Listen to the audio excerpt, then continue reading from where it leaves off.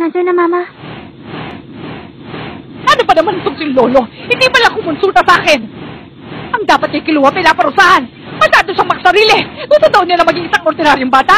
Walang ibang may kasalanan nito kundi pa niya mga kaibigan. Naku, ang anak ko si Kiluwa. Wala pa siyang nalalaman sa kanyang buhay. Siguradong masaya siya sa piling ng kanyang ama. Bakit ganun yung kanyang mama? May nangyari kaya masama kay Kiluwa? Siguro nga. Dahil bigla na lang nagbagong reaksyon ng kanyang nanay. Ewan ko ba? Baka masama ang pakiramdam niya.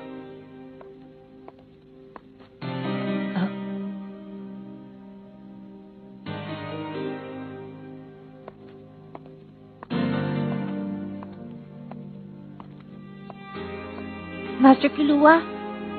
Huwag mo na ituloy. Hindi ko alam kung ano man ang sinabi sa'yo ni Goto. Huwag mo sana akong pipigilan. Opo, Master. Hindi ba dapat pinipigilan mo ko? Opo. Pero ang susundin ko pa rin ay kung ano man ang utos na manggagaling sa inyo, Master Kiluwa. Ano nga ang pangalan mo? Canary po, Master Kiluwa. Ikaw pala si Canary. Mag-ingat ka, Canary. Master Kiluwa, magtagumpay sana kayo sa inyong gagawin.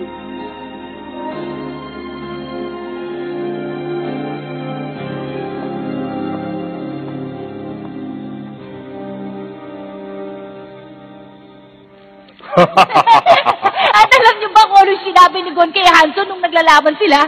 Ayokong magkasugat sa katawan, pero hindi pa rin ako susuko. Nakakatawa naman pala talaga ang iyong kaibigan. Talaga? At alam niyo ba?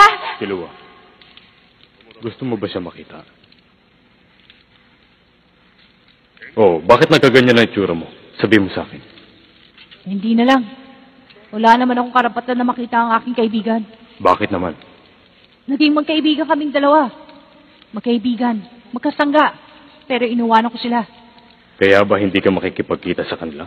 Pero, bakit buong tapang na pumunta sila dito sa ating lugar? Imbis na sumama ang loob nila sa'yo. Imbis na magmukmuk ka sa lahat ng iyong ginawa, mas mabuti pang sundin mo na kung ano ang nilalaman ng iyong puso.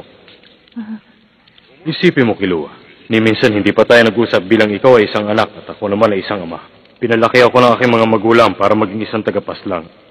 At pinilit naman kita na sundan ang aking mga yapak. Malaki ang pinagkaiba nating dalawa. Ang simpleng bagay na ito ay hindi ko naintindihan hanggang sa umalis ka. Oo, anak nga kita. Pero, may sarili kang pag-iisip.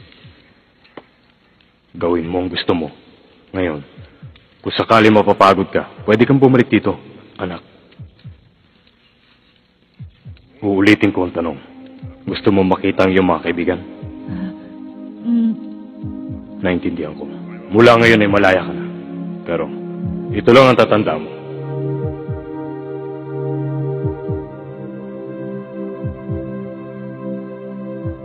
Huwag mong ipagkanulo ang iyong mga kaibigan.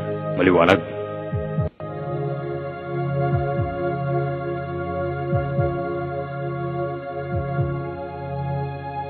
Pangako, hindi. Kahit kailanman.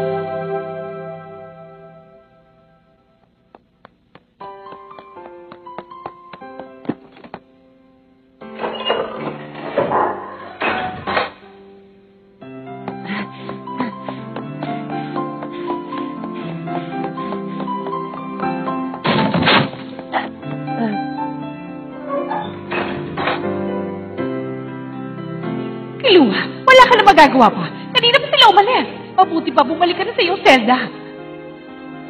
Kiluwa? Hindi. Alis ako. Hindi pwede.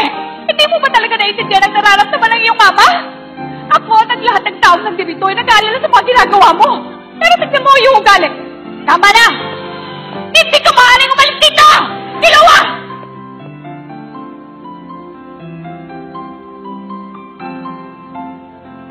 Alis dyan.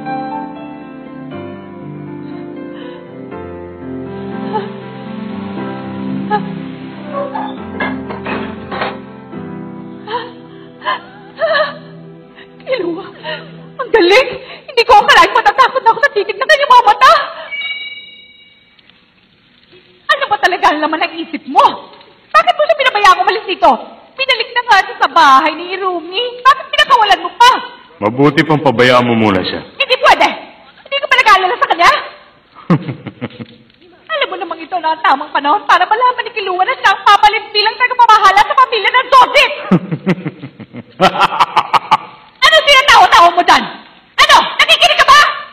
Alam mo naman pala. Kaya mabuti pa. Tumahimik ka na! Huwag kang mag-alala. Nakita mo naman kung paano ka tinignan ni Kilua. Ang galing niya. Dahil natuto siya sa sarili niyang paraan. Tama ba? Balang araw, babalik siya dito. Kahit gaano kalayo pa ang kanyang marating. Walang ibang lugar na nababagay kay Kilua. Babalik siya dito. Dahil siya'y anak ko.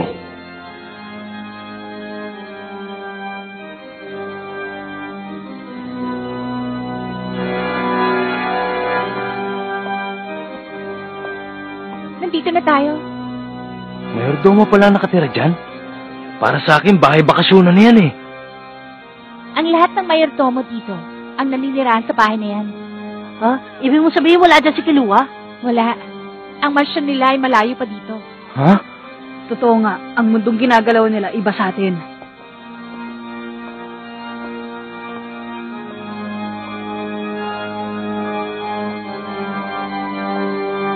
Ha?